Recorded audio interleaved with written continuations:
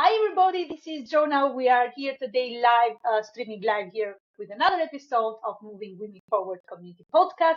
We have a special guest. You will see the name of the tag name on the screen. But I will leave the floor to Annette very shortly. Allow me just 1 second to do the introductions of who we are, what we do, and how we help you in your business. So we are the Moving Women Forward community. We have one simple mission to help 100 women in 100 days.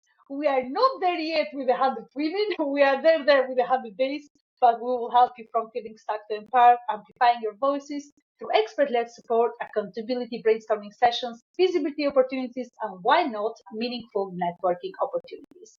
So, Annette, the floor will be yours in a second. I'm going to say very quickly what your job title is. Basically, Cognitive Behavioural Hypnotherapist who helps professional women overcome confidence challenges and live a life they truly love without limitations. Now, the floor is yours. Without further ado, please tell us what you do, what inspires you to do what you do, and we will crack on with the questions. Thank you, Annette, for being the guest today. Well, thank you, Jonah, for inviting me. I'm delighted to be here and to be talking to your community. And moving women forward is a topic that I'm very passionate about too. So I think it's brilliant. So, women supporting others to achieve is a fantastic vision. So yes, I'm Annette Williams, and my business is Silverbrook Hypnotherapy, and I'm a cognitive behavioural hypnotherapist. I'll explain a little bit more about what that is, but first let's rewind, because I pivoted career about 3 years ago. And prior to that, I'd spent 38 years working for the BBC. So I had a very long career as a creative within the BBC, specialising in children's programmes. And when I left at the end of 2022, I was head of children's factual programmes. And in all honesty, it was a fabulous career. I loved it. I loved making content for the audience and allowing them to get a better understanding of the world and their place in it. But all good things must come to an end, and multiple restructures as in any corporation. And my role was made redundant, which was equally scary and exciting at the same time, because I thought, well, I still want to work. What do I want to do? And I actually changed into 2 different career paths. I started lecturing at Salford University, still teaching in the TV world, so teaching the next generation of studio producers. And I also set up my own business. So I'd gone from working in an organisation of multiple thousands of people to working by myself, and I became a cognitive behavioural hypnotherapist. And I specialise in helping women, professional women, live to their full potential by helping them unblock some of the barriers that are holding them back from standing up, speaking out, and achieving their dreams. And I've chosen this niche as an area to specialise in because it draws on the expertise I got in TV, because I spent decades helping people feel, behave, and think more confidently. Those are really transferable skills. And now I have additional skills like therapeutic skills, creative problem solving, and obviously hypnosis in there as techniques I can use to help the individual client unlock their potential. So actually, I've got now a very different career, but one that is equally rewarding, because ultimately it's doing the same thing. It's helping other people to improve their lives. So in TV, it's about opening their eyes to the wider world, and in cognitive behavioural hypnotherapy, it's about going into themselves and seeing what are their thoughts, what are the actions that our subconscious is doing without even our knowledge, and asking yourselves, is it helpful to still think, feel, or behave in that way? So yeah, it's I've had a long career in one industry, and I'm relatively new in lecturing and in hypnotherapy, but I'm loving it.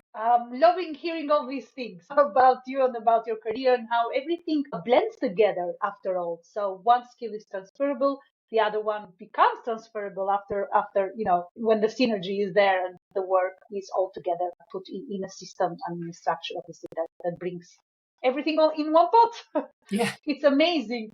So we've had other guests, as we spoke briefly earlier, Annette, talk about how these transferable skills can be used, why people are not there yet in using these skills and bringing them to the most of their business, or maximizing the effort and the knowledge that they have around these skills. So what can be one of the effective ways you can talk us through.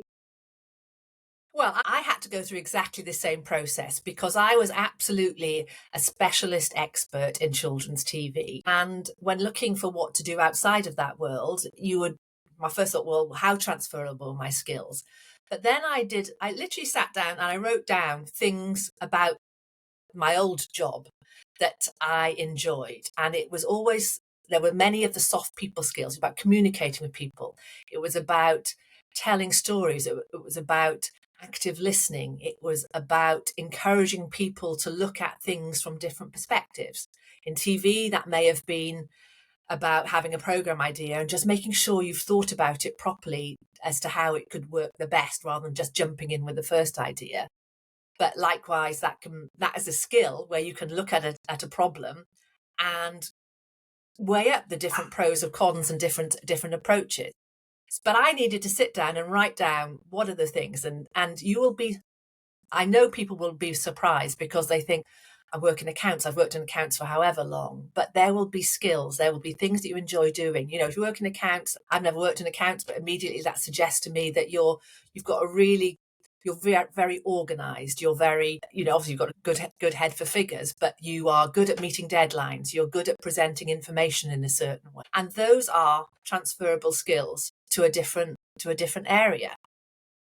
But often when you're in the midst of it, you don't recognize those as transferable skills. So a good way is to write them down.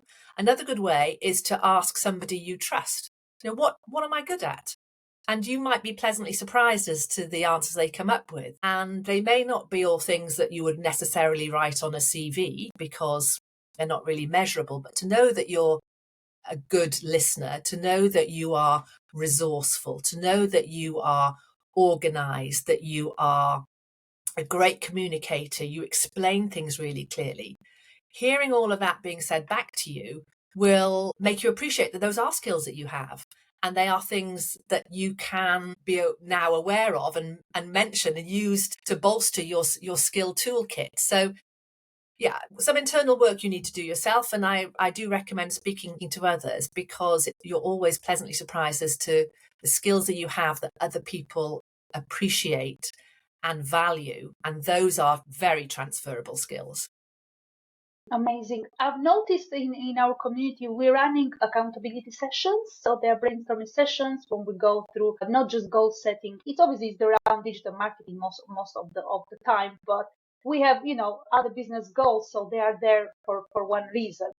So when we talk about these goals and we go through the goals and keep the members on track of what they are going to achieve or what they've done so far, one of the things that it struck with me is very interesting is how much you mentioned that just a couple of minutes earlier that it's how much when you share something, you are more prone to keep up with that or to recognize either what the difficulty is or what are you doing so far in order to achieve your goal or whatever you are planning in your business. So it's really important that you ask someone, not necessarily for an advice, Yes. but you talk through or you share what you have to share. Is it right, Annette? Oh, absolutely. I mean, we can't exist in a vacuum and function properly in a vacuum. And I found that a real challenge. In TV, I would head up teams of, 50, 60 people. So there was always, a handy sounding board around you, people you could bounce off and share ideas with. And when I came to working for myself in Silverbrook Hypnotherapy, that wasn't there. And I had nobody to sense check ideas with, or I'm an extrovert thinker. I need people. I need to think externally and get that energy back for me to be inspired. So I had to go out and had to find networking groups where I felt I could fit in well and would challenge me, and join other groups where I was just on a Zoom just before this, and it's a group that I'm in about visibility, and every week we have a list and you're held accountable. So have you done what you said you were going to do? Because it's very easy to slip, especially when you're working by yourself, because nobody else is checking on you and that you're doing things. So finding those networks, finding those groups like yours, finding those memberships that you can belong to, where they hold you to account. And that's not to add more pressure to what you're doing. It's actually to support you, because Nobody likes letting anybody down. So if you know that you're going to go to the next meeting and you've got to report back on what you've done, and you want to be there and you want to be supporting the group, and it does motivate you. So I absolutely prioritized networking when I set up my own business, because the contacts, the relationships, the shared experience that you get from being in groups like that is invaluable, and it helps you grow.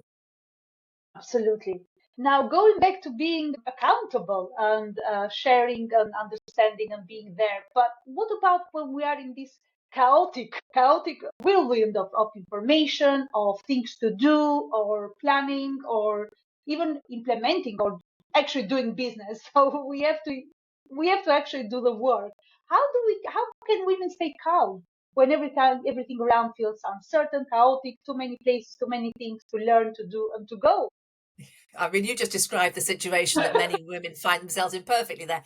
So many plates to keep spinning and not knowing what to prioritize, and actually feeling that you're barely keeping up with what you're doing. And what I recommend in that instance is to ground yourself in the moment. Now, people have heard different techniques. There's different words like mindfulness, there's meditation and things like that. But the science behind that is we feel out of control when we start thinking into the future. This might happen, this could happen. And that sense of catastrophization snowballs and gets bigger and bigger and bigger. And so the antidote to that is to very much be grounded in the present. And it comes back to a couple of things. Breathing. When we get anxious, when we feel stressed, when we feel under pressure, something physical is happening within inside our body. It's the fight or flight response kicking in. And that has a physiological impact on us where we can't actually function as well, because your body is priming itself to get out of this perceived fear, and whether that's somebody coming at you, about to run you over, or whether it's a pressure that's all in your mind. Your body responds to that fear and takes over. So your heart starts racing, your blood isn't, and your brain isn't being fed with as much oxygen and as much blood supplies. You can't think as clearly. You get that knot in your stomach. So your body is physically reacting to that. And the way to counteract that is to ground yourself in the moment. And so it's a breathing techniques, and there are many. Some people like doing box breathing, where you breathe in for 4, hold for 4, exhale for 4, and then pause for 4. And that's really good because you have to count. You have to breathe and you have to count. So that is drawing you into the minute. Other breathing exercises that you can do are the inhaling for 7 and exhaling for 11, because it's the exhale, which is where our body relaxes and brings down your heart rate, gets your breathing level back to a less panicky thing. And then another good exercise is, and there are different versions of this, but the one I like to teach and what use with my clients is called 5 things. So a really good way to ground yourself in the moment is to stop and look at 5 things that you can see, and not just 5 things that you know are around you, to properly look at them, to engage your other senses. So 5 things, and you say them out loud. So I can see my lamp, I can see a cup, I can see my pen pot, to say that. Then you do 5 things that you can hear. And this often, depending on your environment, can take a bit of time, because you're tuning in your other senses. So you're turning down that panic response and you're tuning up your senses. 5 things you can hear, and then 5 things that you can feel against your skin. People might go, oh, what do you mean by that? But it's taking the time to think, can you feel? I can feel the light. I can feel the light on shining on my skin. I can feel the chair that I'm sitting in. I can feel some of the clothes that I'm wearing. I can feel that my fingers are a bit cold because I don't switch the heating on until October. Not So, yet. yeah, not yet. Tuning in, using those other senses grounds you in where you are now. Other people like to meditate. I find it quite hard to meditate. Other people like to go out in nature and just actively look around. But people may think, oh, I haven't got time to do that. But making time to ground yourself in the present will give you that clarity of thought, where you're able to then look at what's coming up and all the other things that you're juggling and all those plates that you're spinning, and come up with a better approach, or something that will be a much better outcome. So it's not a waste of time. It's absolutely essential for your own well-being and to recalibrate your system, because once you start in that fight or flight cycle, it will just keep going and it will just keep escalating. You need to stop it. And the way to do that is breathing, mindfulness, being present in the moment. And that will give you that distance that you need to be able to see things with more clarity and in perspective. Very, very helpful and insightful. I really like the steps. They are easy to say, right? They sound easy, but you've got to do the work at the end of the day. Am I right? So Yes, yeah, but you have to do it, and with a breathing, 1 minute of box breathing will have that physical effect within your body. So the panic will go, and then once the panic's gone, because when you're in a panic mode, you can't think clearly, and things do feel overwhelming, and then you panic more because you're going to feel like you're never going to get on top of the situation. So it's important to recognize when that's happening and nip it in the bud as quickly as you can. thank you, Annette, for sharing your experience and your skills and your knowledge here with us anyway today.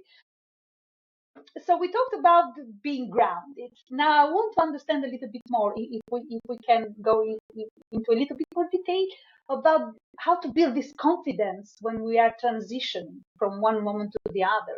So now we are grounded, but it's the moment where we are transitioning to another step or a different phase, life, business, or even the day.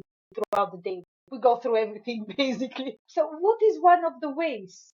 How can we build these moments of resilience and confidence? Well, you won't be surprised. It all comes back to our mental mindset. And a lot of that is what is our inner voice saying to ourselves? And we are the results of our upbringing and our experiences and the things that we've been exposed to, good and bad. So we are shaped by our things that happen to us.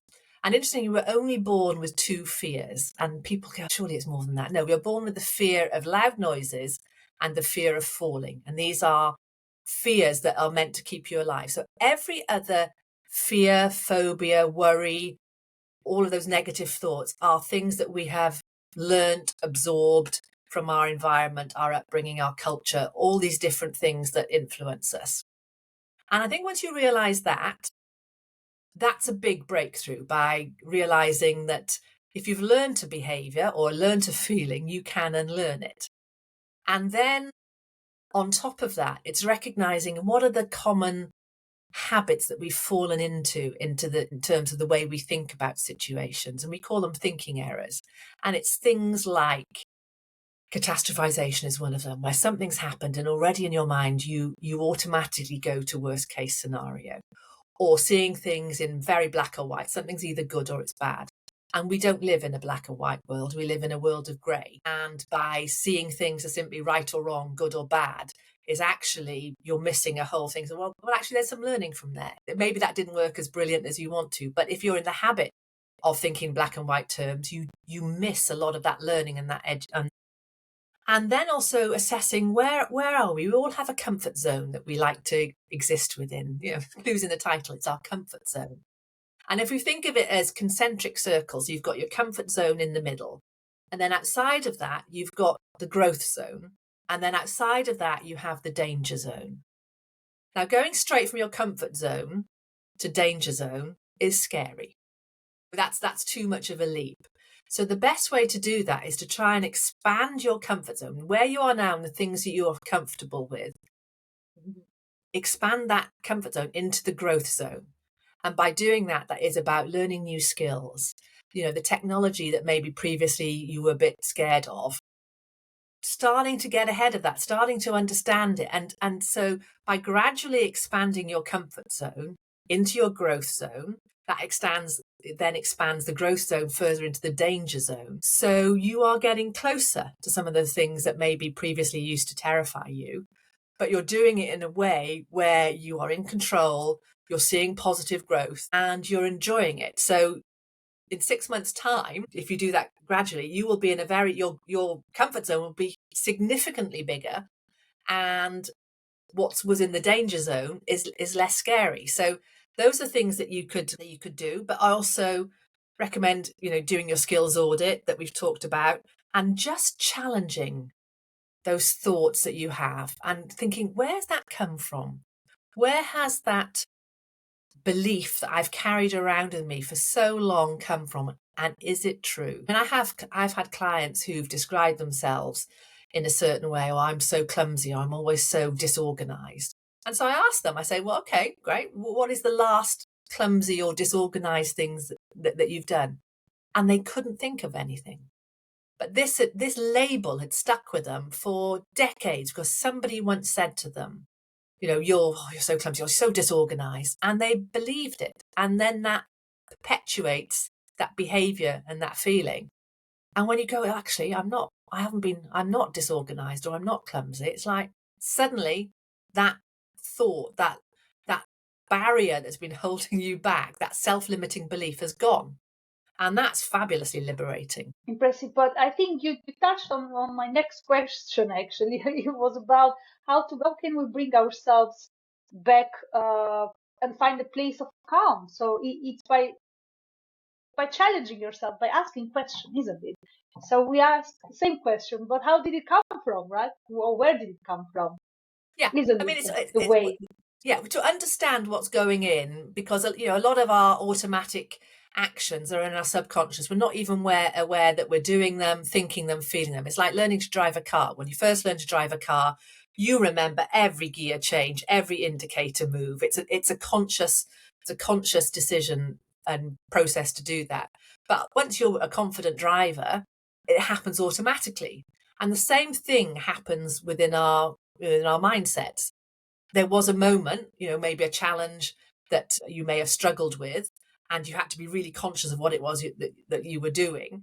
And then that's gone into automatic behavior. Now, if that was an unhelpful reaction or response, then that's kind of logged there in your database in your mind, and that's what your subconscious is drawing on. So it's being conscious of things that we do, but also using those grounding techniques that we talked about before, because being relaxed is the antidote to anxiety. You can't physically be anxious and relaxed at the same time. So if you're feeling anxious, you have to counterbalance that with relaxation, because they cancel each other out. Likewise, you can't be relaxed if you're anxious. So relaxation, it is not just a nice to have, it's a must have, because that then gets your mind and your body back in sync and not on automatic pilot, not where your subconscious is taking over and just reacting to a situation, where you're avoiding that physical reflex kicking in. And it's breathing, it's mindfulness, it's asking yourself some challenging questions, and then when you get the answers, is making sure you act on those things. But yeah, relaxation is going to counteract anxiety, and the ways you can do it, you find whatever suits you: meditation, cooking, doing an activity, colouring in, knitting, gardening, walking your dog. There are so many things that you can do that ground you into the moment. It doesn't have to be sitting in front of a candle meditating. It can be going out and doing that weeding in the garden that you've been putting off for so long, but you have to be focused when you're weeding, and it'll bring you right into the present. So it's finding what it is for you, sitting down, stroking a cat, watching your favourite TV show, whatever it is.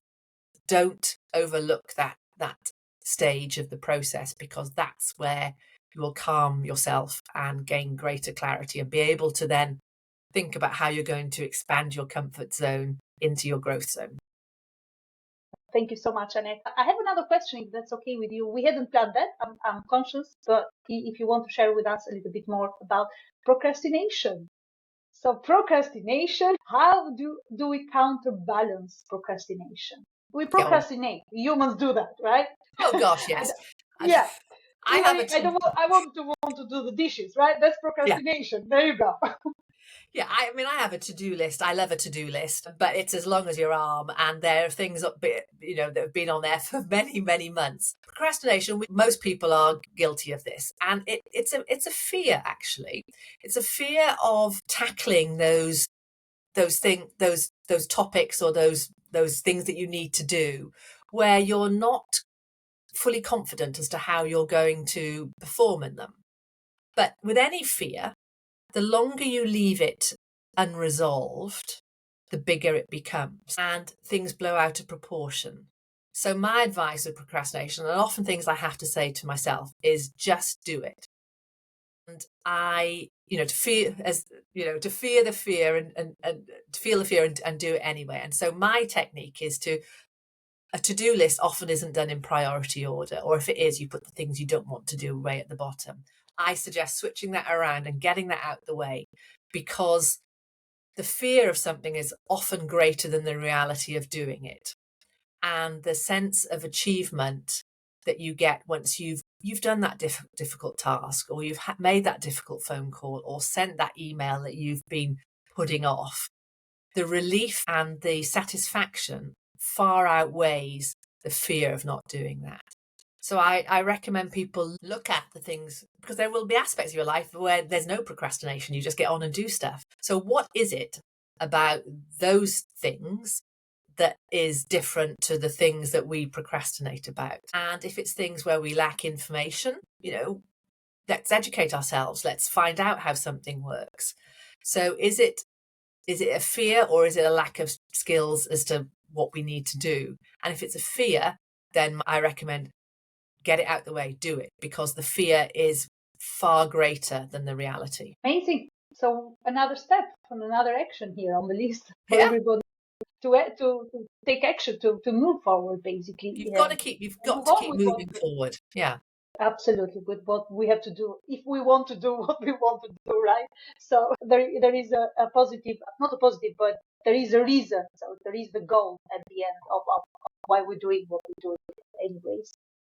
Well, Annette, we are at the last minutes of our episode. So if you want to share with us, if you're running any workshops or webinars, or if you have a resource or anything that you want to share with the audience, you are more than welcome. So the space is yours.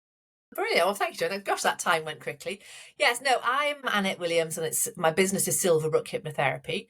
So if you want to check out a little bit more about what I do and the type of hypnotherapy that I specialise in, then please check out my website, which is silverbrookhhypnotherapy.co.uk.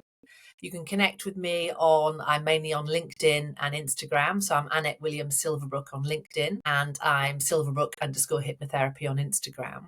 And also I've got a really helpful resource. If you go to my website or check out in the link in my bio on Instagram, it's 5 practical, proven, effective tips to boost your confidence in just 5 minutes. So tips that I have used with people just before they've gone live on air, or about to go and do a big presentation, or before they go into a job interview.